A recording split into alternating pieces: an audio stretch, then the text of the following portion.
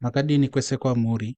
In today's lesson, tiri kuda kutaura pamusoro pema-simultaneous equations. But before we get into it, may you please consider joining the family through subscribing, following, liking, sharing and commenting. Saka mulesson ranhasi tiri kutarisa ma-simultaneous equations.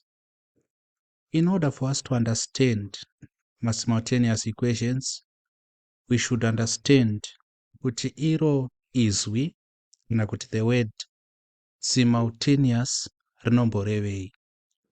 So I can take simultaneous to mean, this means meeting at a common point. This is what it means, meeting at a common point. Saka we are having linear equations. In order for us to understand this topic, kufunga kuibatanidza ne of course topic ema-equations, topic ye linear programming, kuti tinodrowa sei linear graph, etc. But I'm just going to briefly introduce simultaneous equations. So there is an idea of meeting at a common point, but we have two different linear equations.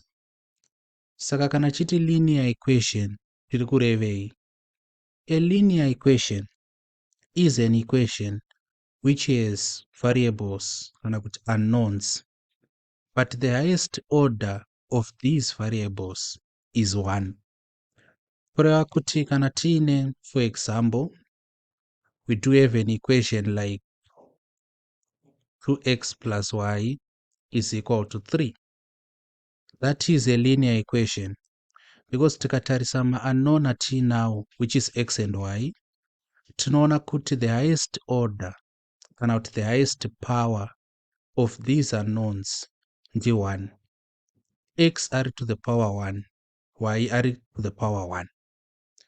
So the moment we have an unknown with the highest power 2, tatova ku-quadratics. Kana unknown yedu ine the highest power 3, tatova kuma-cubic equations. Unknown yedu ikava ne the highest power 4, tatova kuma-quartile equations, and so forth. But at this instance, we want to focus on linear equations. So these are called what?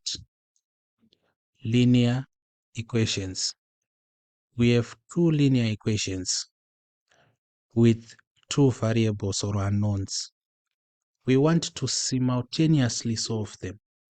Saka definition yandapa panapa yekuti meeting at a common point. This is more like a graphical definition. You are going to see it when we start drawing graphs, especially straight line graphs. What we mean. But kana zvinhu zvikanzi zviri kuitika simultaneously, zvinoreva kuti zviri kuitika at the same time, zviri kuitika concurrently.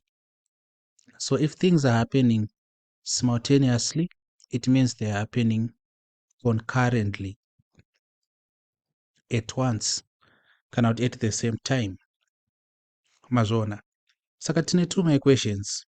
Kuda kusolva for x and y. Kureva kuti toda kuziva kuti x ndiani, y ndiani.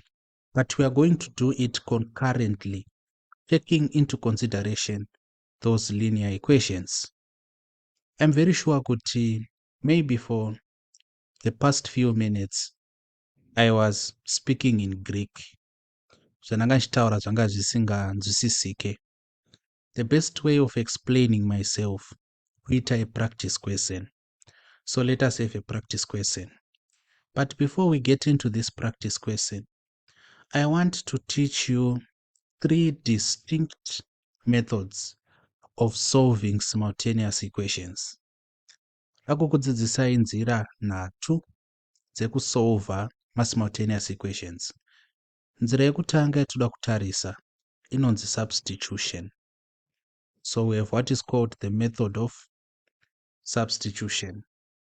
Then nzira yepiri inonzi the method of elimination. kunyangwe muchaona kuti this method of elimination, as it is applied by standard measure, it incorporates substitution. Then lastly, nzira yechitatu, I call it the method of equality. You're going to see how it works. So let us get to our practice question. Before there, I want to encourage you to focus mainly on these two methods. Primarily, this method of substitution. Because as I always tell you in analogy, kuti our goal, our zeal, to master my concepts and kutora the path of least resistance. Kureva kuti we should apply the simplest concept available to arrive at the answer in the shortest possible time. So that is what we want to aim for. So let us get to our practice question and see how it is done. This is the practice question we are presented with. Solve the simultaneous equations 2x plus 5y is equal to 1, 3x minus 2y is equal to 30. We want to solve those equations simultaneously. Before we get into that, may you please consider subscribing and following. Patiri pano, we are given two equations. Tapiwa 2x plus 5y is equal to 1. Tikapiwa 3x minus 2y is equal to 30. We want to apply primarily two methods. Asi ndichazongoincorporate third method, which is not going to apply question atiinayo directly, but I'm just going to use it for the sake of teaching. We are going to have more practice questions in which I'm not going to be teaching all the three methods. Asi ndinenge ndakudzidzisai kuidentify the best method you can use at any particular question. So our method number 1, let us start with elimination. Method inonzi elimination. Tatanga name elimination pamusana pekuti, as you are going to see soon, muchaona kuti elimination is the best method we can use per question here. But I also go with substitution and lastly equality. So the method of elimination, how is it going to be done? Tapiwa 2x plus 5y is equal to 1. Tikapiwa 3x minus 2y is equal to 30. We call this our equation 1 and this our equation 2, like that. We have to make a conscious decision. Tiri kuda kueliminata ipi between x na y. Kuda kueliminata ipi between x na y. In making this decision, tofango kutarisa iri easier kueliminata. So as you can see, x seems to be easier to eliminate as compared to y. Nekuti chekutanga ma coefficients are x, kana kuti ma number ari kumultiply x 2 na 3, they are all positive. Then secondly, looking at y, we see kuti 5 is positive but 2 is negative. And I have taught you again and again that the negative sign, especially at O-level maths, it's a buzz skill. The negative sign is used to trap you in many circumstances. So we have to avoid it as much as possible. Saka, we have decided kuti tikuda kueliminata x. I will leave it to you as a task kuti muite this method, but muchi eliminata y. Saka, this is going to be your first task. Task 1, you have to eliminate y. So mukaita taski, you contact me on my numbers or in the comments section telling me kuti zvabuda here. Saka, we have decided to eliminate x. But how are we going to eliminate x? we have a challenge. Challenge yatiinayo ndeyekuti ma-coefficients a-x akasiyana. Saka because ma-coefficients a-x akasiyana, tinofanirwa kuita kuti ma-coefficients aya afanane. Tinozviita sei? Pa-equation number 1, tinouya kuno kutoti 1 iyo equation yedu vatati times 3. Then equation 2 tinoda so toti 2 tovatati times 2 like that. So tazviita sei? Since tiri kuda kueliminata x, tinoda kumultiply equation yekutanga na3 because 3 ndiyo coefficient ya x muequation 2. Since tiri kuda kueliminata x again, tichamultiply equation 2 na2 because 2 yeye ndiye coefficient ya2 ari pamusoro apa. Saka tiri kutora coefficient ye the next equation to multiply the first equation with that coefficient. If it doesn't make sense to you as yet, don't worry. Ukapedza kumultiply, you're going to see it making sense. Kumultiply kwedu, we are going to multiply every single term inside that equation. Saka equation 1 times 3. Chati 3 times 2x, the 6s. 33 times 5y, that's plus 15y. This is equal to 1 times 3, the 3. So 33 times 2x, tukaona 6x. 3 times 5y, 15y. 3 times 1, ikaita 3. Multiply equation 1 times 3. Then equation 2 yedu nde inoi. Ndio yatakuda kumultiply na 2. Chati 2 times 3x, ndian, the 6x. 2 times minus 2y, the minus 4y. This is equal to 2 times 30, the 60, like that. So zvatazviitira, tafananidza ma-coefficients a-x. But nzira yekumafananidza, kutora equation 1 toimultiplya na-coefficient ya-x ari muequation 2. Totora equation 2 toimultiplya na-coefficient ya-x ari muequation 1. As you can see, equation 1 yedu yakuti 6x plus 15y is equal to 3. Equation 2 yedu yakuti 6x minus 4y is equals to 60. 6x, 6x. So tafananidza ma-coefficients sezvataita apo. What we are going to do now is tichatsvaga nzira yekueliminata 6x. Saka pamusoro tina 6x, pazasi tina 6x, tiri kuda 0. Zvatofunga kuita panapa, tinoisa minus, totaisa bracket rakadai so. Because 6x minus 6x iri equal to 0. Saka kana chiti kueliminata, tiri kuti tikuda kuti ive 0. Saka 6x minus 6x ndi 0. But tichazviita futi kuna 15 kunoko. Saka chati 15y minus uyu minus 4y. 15y minus 4y. Of which 15y minus 4y zvinoreva kuti 15y plus 4y. Tinowana 19y. Minus akasangana anova plus. Saka 19y iri equal to, so that 3 minus 60, this is going to be minus 57. 58, 59, 60. 3 minus 60, it's minus 57. We subtract and we take the sign of the larger number, which in this case is 60. So tava manje. What are we going to do? Takungosolva masolvero atinoziva. Tikuda kusara na y, saka divide both sides na 19.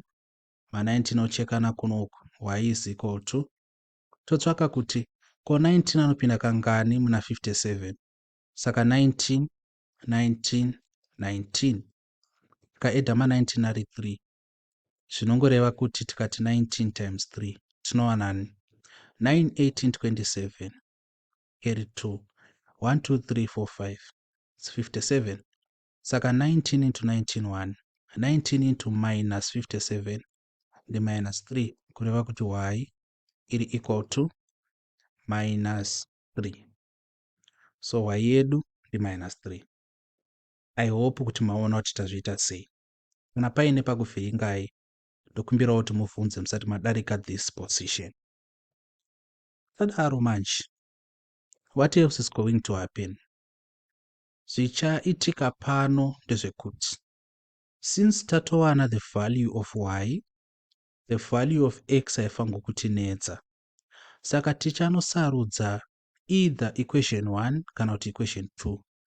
Tobva taplaga, tobva tabairira the value of y in that equation, tobva taona kuti x anenge ari ani. Saka inini manje ndoda kutora equation 1. Imimi ndoda kuti mudi indo ya task yenyu number 2. Ndoda kuti mutore equation 2. Muone kuti zvinobuda here. But I promise you kuti zvinobuda. Saka that's your task number 2. Let us go on. Tikatora equation 1. Equation 1 yakati 2x plus 5y is equal to 1. Ndoda kureplace y ushu na minus 3. Saka inova 2x plus 5. Kuti 5y zvoreva kuti 5 times y. Kureva kuti inenge ya 5 times n minus 3 is equal to 1. And take note kuti apa ndokushandisa mabrackets. Kushandisa the multiplication sign makes things uncomfortably complicated. Saka panapa yava chi 2x 5 times minus 3 then minus 15 is equal to 1. Then 2x apo ya equal to minus 15 ikaenda uku inosvika iri 15 plus 1. Zvinoreva izvo kuti 2x iri equal to 16. Tikadivide both sides na 2. 2 into 2 kunoku. So chekana 2 into 2 1 into 16 and 8 kureva kuti x iri equal to 8. That is our answer. Saka y ndi minus 3 kana x are equal to 8. Before we go on any further, let us come here and I want to teach you something. Ndoda kukuratidzai kuti how do you check kuti answer yenyu iri correct. Kuti mucheke kuti answer yenyu iri correct, you need to know kuti for x tawana rani, y tikawana rani. Saka x, as you can see, tawana ari 8, y tikawana ari minus 3. Kuti muone kuti chokwadi here, munotora equation 1. Equation 1 ndeyani? Ndi 2x plus 5y is equals to 1. Izvi zvoitirwa kuraf paper kwenyu kana muchida confirm kuti maanswers enyu ari correct. So matora that equation 1, zvamufanirwa kuchiita ndezvekuti munobayirira 8 for x then minus 3 for y. For out it's 2 multiplying 8 plus 5 multiplying minus 3. Is this equal to 1? 2 times 8 into 16. This is plus 5 times minus 3 into minus 15. 0 equal to 1. 16 plus na minus ukasangana zvoita minus. So 16 minus 15 is equal to 1. Zvoreva izvo kuti value ya x iri correct, value ya y iri correct. I could have said task yenyu ndeyekutora equation number 2 moona kuti zvobuda here, but let me spare you this time. Tikatora equation number 2 yakati 3x minus 2y is equal to 30. Tikati 300. X ndi 8. So 3 multiplying 8 minus 2 multiplying y ndi minus 3. Zvinotipa here 30. 3 times 8. 8, 16, 24. So this is 24. Minus 2 times minus 3 plus 6 is equal to 30. 8 dai 24 na 6 munoona chitipa 30. Kureva kuti value ya x iri correct, value ya y iri correct. So ndo zvatinoita hama dzangu. Ndo mawekero atinoita tichishandisa elimination. Saka elimination taishandisa ikatipa y is equal to minus 3. Then panapa manje tava tazoshandisa substitution ndiyo yazotipa the value of x. So standard elimination kana ichiapplywa, inoshandisa elimination kuwana one unknown kana kuti one variable. Then from there tozoshandisa substitution kuti itipe the other variable kana kuti the other unknown, the other variable. Saka ndati standard elimination. Kora kuti elimination haiapply twice. We could have applied it twice and still get the same answer. Let me show you this and kuratidza kuti it's true. So what is our first equation? Equation 1 iri kuti 2x plus 5y is equal to 1. So 2x plus 5y is equal to 1. And equation 2 iri kuti 3x minus 2y is equals to 30. 3x minus 2y is equal to 30. So ngati eliminate y this time. I'd given you as a task, but I've decided kungoita. So the first thing you should know is mavariable akafanana anofanirwa kuturikana. Mavariable akafanana anofanirwa kuberekana. Kureva kuti tinotonyora vana x vakaturikana sezvakaitika pano, tonyora vana y vakaturikana sezvakaitika apo. You get me? Ndo zvatinoita. Saka be careful panapa. Tadaro, we want to eliminate y. Kureva kuti, knowing kuti this is equation 1, this is equation 2, toda kueliminate y, saka tichati equation 1 times 2. Not times minus 2, tati times 2. Saka we are going to concentrate on the number, ma sign achasotana ega. So equation 1 taiti times 2 because tiri kuda kumultiply equation 1 necoefficient ya y since tiri kuda kueliminate y. Then equation 2 ndo wataiti chi times 5. Takumultiply equation 1 na 2. 2 times 2x ndiani 4x plus 2 times 5y ndiani ndi 10y. This is equal to 2 times 1 ndiani ndi 2. Everything through equation 1 to multiply 1 na 2. Let us do the same for equation 2 to multiply na 5. 5 times 3x is 15x. 5 times minus 2y minus 10y. This is equal to 5 times 30 is 150. Like that. So ndo my equations atawa now. Tiri kuda kueliminate y ndo ine ma coefficients akafanana. But in this case, we look for a way of eliminating y. 10y minus 10y. Panapa tinoya toti plus. Toisa bracket aka. The reason yataitira plus ndeyekuti anti pamusoro tina 10y pazasi tina minus 10y. Saka toda kutsvaga kuti panapa tinofanirwa kuisa chii pakati pa 10y iri pamusoro na minus 10y kuti tiwane 0. Saka isusu taisa plus nekuziva kuti plus na minus zvikasangana zvinoita minus. Deno tanga taisa minus panapa sezvatamboita pa example yepamusoro. Deno tanga taisa minus.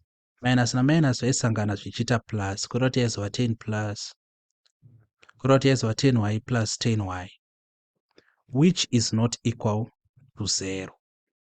Saka panapa it's not a given kuti mofanirwa kuisa a minus. Look at the coefficients of yamuri kueliminata and do it like this. Nyora iri pamusoro, nyora iri pazasi, isai kabox kakati, zivai kuti moda kuti ive equal to 0. Mofunga kuti pamubox umu tunoisa chii kuti tikanzure 10y na minus 10y atipe 0. Taona kuti tofanirwa kuisa plus. Kuitira kuti plus na minus vikasangana zvive chi minus. Mapaona? So I think it was wise kuita this one. It has helped me a lot. Saka pano manji takuti 4x plus 15x ndi 19x. Then of course 10y plus minus 10y zvoreva kuti 10y minus 10y, which is 0, kureva kuti 19x iri equal to 42 plus 150, this is 152. Saka since taeliminate y, tofanirwa kuwana x, todivide everything nani na19. Toda kuziva kuti 19 anopinda kangani muna 152. Saka tikauya panapa tikati 19 kwakura paper uko kuti 19 tokuda kuti kupedzisira kuve na 2 9 18 27 36 45 54 63 72, like that. That a date one 9 18 27 36 45 54 63 72 kureva kuti pano pana 2 apo pana 7 1 2 3 4 5 6 7 8 9 10 11 12 13 14 15 152. Ma19 mangani 1 2 3 4 5 6 7 8 kureva kuti ma19 akanzorana kuno x iri equal to 19 anopinda ka8 muna 152. Ngatidzokerei kumusoro, x iri equal to a, kuzasi kunoku as you can see x iri equal to a. So you decide kuti muda kueliminata chipi, but inini ndaeliminata x kumusoro ndikasara na y ari equal to -3. Ndikaeliminata y kuzasi kunoku ndikasara na x ari equal to 8. Kureva kuti kuri kuti mamasarudza kueliminata y, maizongotangira panapa a2 uyu momuisa in either equation 1 kana kuti equation 2, muchisara muchiwana kuti y anenge ari equal to chii. So ndozviripo, ndozvataita. Task yedu iyi tatoiansa, kana muchida yenyu munoidzokorodza just for the sake of practice. Actually task yataansa ndeishi. Task 1 we have eliminated y. Then task 2 iri kuti use equation 2 kana taziva kuti y iri equal to -3, shandisa equation 2 kuwana the value of x. I'm very confident you can do that on your own, but if you find it difficult, I'm always available to help. So that is the method of elimination. Let us now dwell on the method of substitution. We have to remember kuti our method 1, which was the method of elimination, yatipa ma-values api, yatiudza kuti x iri equal to 8, y iri equal to -3. Let us do our method number 2. Maybe rakatiitire kunoku. Method 2, substitution. Tuone kuti inotipa here the same answers. Saka kana tichiita the method of substitution, what we have to do is, we have two equations. 2x plus 5y is equal to 1. Tina 3x minus 2y is equal to 30. Saka this is equation 1. Equation 2. We have to take either equation 1 or equation 2. Tosarudza kuti tinoda kuita ipi the subject of formula. Saka kana tisina either x or y, not variable unknown, in a coefficient of 1, I do not encourage the method of substitution. And I think you are going to see that it's going to pose a little difficulty as compared to the method of elimination yataita as our method number 1. Saka let us do it tone. Let us say kuti ndasarudza equation 1 and I want to make x the subject of formula. I won't give you a particular task, but you can choose equation 1 meta make y subject of formula. You can choose equation 2 meta x subject of formula, kana kuti y subject of formula. You can pick any and practice on your own. Attempt, see how it is done. So here much I have my equation 1, it's 2x plus 5y is equals to 1. I want to make x the subject of formula. Kureva kuti ndinodzinga 5y kunoku. Since ari plus akaenda ukanosvika a negative 1 minus 5y like that. Then manje I have to remain with x kunoku kuroti I have to divide everything with 2. Ma2 anokancelana. X is equal to 1 minus 5y over 2 like that. So that is x. And zvandangoita panapa ndangotsvaga nzira nyowani yekunyora equation 1.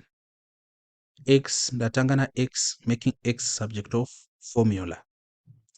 Having done that, I then say equation 1 into equation 2.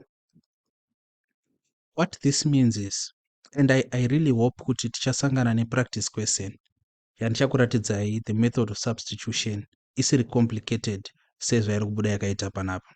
I really hope. Saka tiri kuti 100 into 2. Zvazviri kureva ndezvekuti tichatora the value of x yatawana, which is iri muequation 1. Tobva taisubstituta. The word substitute means replace. Tobva taireplace the value of x iri muequation 2. Equation 2 yedu it's 3x minus 2y is equal to 30. X tatoziva kuti x is equal to 1 minus 5y over 2. Kuroti panapa inenge yava 3 multiplying 1 minus 5y over 2. Ta replace x na 1 minus 5y over 2. Because from equation 1, x is equal to 1 minus 5y over 2. Saka tati equation 1 into equation 2. Tiri kutora equation 1 tichiisa equation 2. So 3 bracket 1 minus 5y over 2 minus 2y, this is equal to 30. Like that. Then you are equal to 30 like that. What happens next is we have to solve this. And how do we solve it? Tinogona kuita zvachaita panapa. Tinogona kuti 3 you multiply the bracket of 1 minus 5y. This is over 2.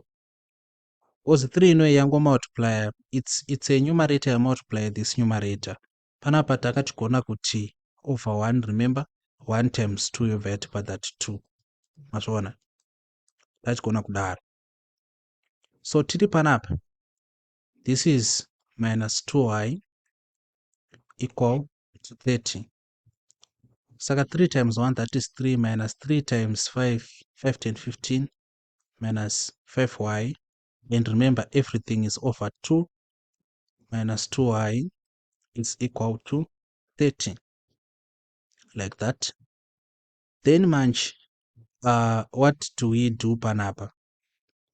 If we multiply kunoku na 2 and then we multiply uku futi na 2 uko futi na 2, method yataita kana maikanganwa dzokerai kwatakaita zvemafractions, mafractional equations.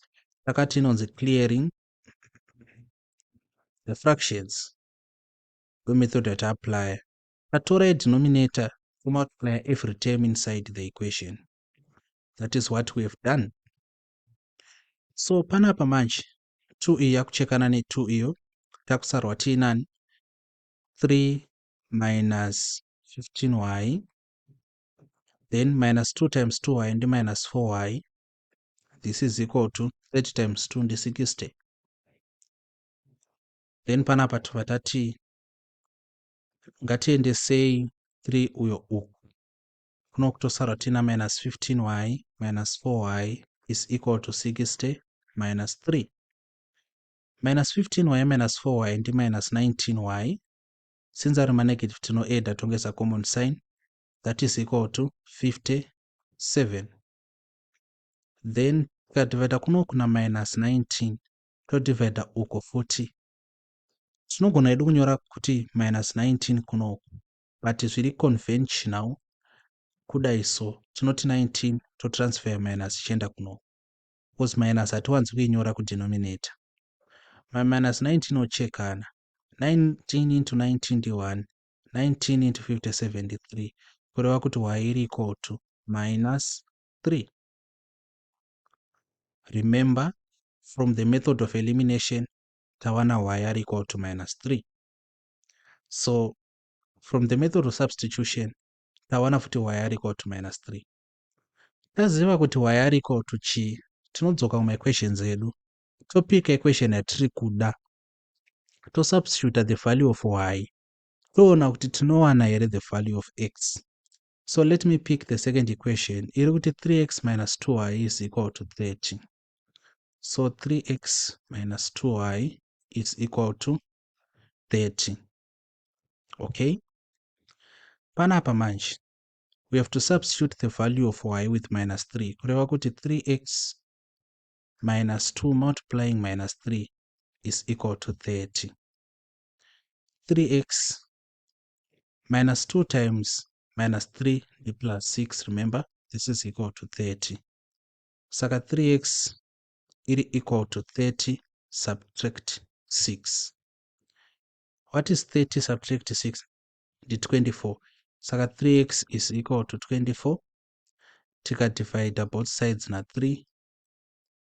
Tinoona kuti 3 into 3 ndi 1 into 24 ndi 8. Saka x is equal to 8. Voila. So ndo zviripo. X is equal to 8. Ndo yangobuda futi kunoku. X is equal to 8. So from our method number 2, which was not ideal, substitution, I think tese taona kuti x abuda ari equal to 8, y akabuda ari equal to minus 3. Any questions kuma comments kana kuti ku WhatsApp? Let us go on to the last method. Our method number 3, I call it equality. How is it done? We are given two equations. 2x plus 5y is equal to 1, equation 1. Ndo kupiwa 3x minus 2y is equal to 30, equation 2. For the method of equality, tinotarisa x na y, toona kuti tichada kufananidza ipi kana kumechesa ipi. So let us do it like this. Ngatikwanise apana relationship iri between 2 na 3. We also don't have a relationship between 5 na 2. Saka the easiest way to go about this, tora equation 1, toi multiply na 3, equation 2, toi multiply na 2. Zvetika apa zvichange zvine kakufanana nezvataita kuelimination, but we are going to see some form of kusiyana kuripo. But I want to reiterate, ndoda kutsimbisa shoko iri kuti ndokumbirawo kuti mutevere malessons edu atichaita kuma simultaneous equations, nekuti patichasangana nemo practice questions ndopanichatanga kukudzidzisai kuti method yakati inoshanda apa ideally. Saka the method of elimination, as you can see, kuti ndo yatipa the easiest way pakuwana the value of x and y, kureva kuti iri designed kuti ishande pama questions the like question yatiri kuita iyo. The method of substitution itori nema questions ayo ayakagadzirirwa. This method of equality ine ma questions ayo ayakagadzirirwa. But in this lesson, ndiri kungoita zvese nepamusana pekuti I'm teaching the concepts. But when we get to other practice questions, I'm going to begin to teach you how to apply which method, where and how. Saka apo, if we multiply 3 by the first equation, 6x plus, so it's 3 times 2x, then 3 times 5y, that's 15y, is equal to 3 times 1 is 3. Then equation 2 multiply na 2 times 3x ndi 6x, 2 times minus 2y ndi minus 4y. This is equal to 2 times 3, that is 2 times 30 ndi 60. Saka tava na these two equations. 6x plus 15y is equal to 3. This is our new equation 1. And 6x minus 4y is equal to 60. This is our equation 2. So what do we have to do up? We are going to apply a law in logic known as transitivity. Transitivity inotiudza kuti kana a are equal to b, zvakare a over equal to c, zvinoreva kuti b anenge ari equal to c. Kana a ari b, a futi ari c, zvinoreva kuti b ndi c. Izvi zviri kubva pakuti of course a anenge ari equal to a, zvakafanana zvinhu izvi. Iyi tikaiti ndiyo equation 1, iyi toiti equation 2. Tikatora equation 1 tikada kureplace a ushu watatanga kunyora anova b, b is equal to. Tikatora equation 2 tikada kureplace a ushu watazonyora apa anova c. That is why a being equal to b, a being equal to c means b is equal to c. So this should make sense to you. I hope so. If not, you can ask me anytime. So what it means is, from this question, what we now have to do is, we have to find out kuti pane zvakafanana here from equation 1 and equation 2. You can see kuti mu equation 1 tina 6x, mu equation 2 tina 6x. Saka we make 6x subject to formula. Saka 6x anova equal to 3 minus 15y, like that. Upon this is equation 1. Then from equation 2, 6x anova equal to 60 plus 4y. This is equation 2. Then takuda ku apply transitivity atadiscussa.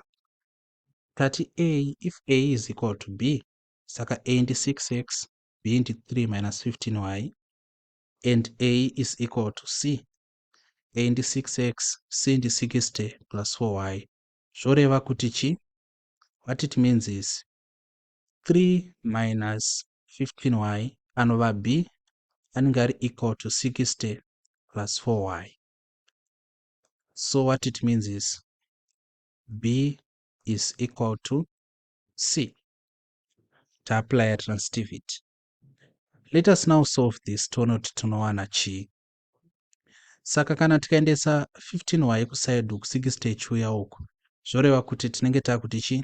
Tinenge takuti 3 minus 60 is equal to 15y plus 4y.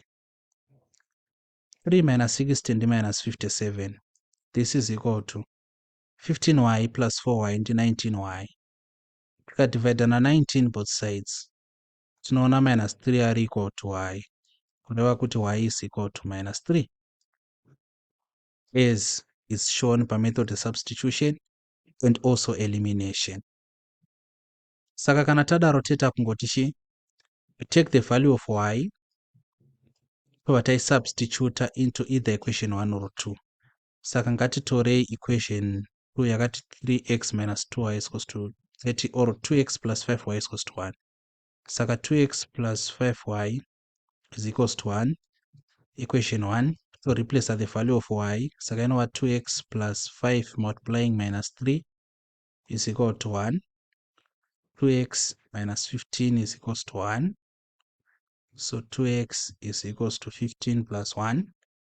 2x is equal to 16. And divide everything by 2. X is equal to 8. As is shown there. If you want to check whether your answer is correct, we have shown you when we did the method of elimination how to check for that. So this is our lesson. We were introducing simultaneous equations on a high note. We are going to keep on simplifying what should be done. So this should be rather an appetizer of what you should aim to do and learn as we go through different practice spaces pertaining to simultaneous equations. Thank you for borrowing me your attention. I hope you learned something and have a nice one.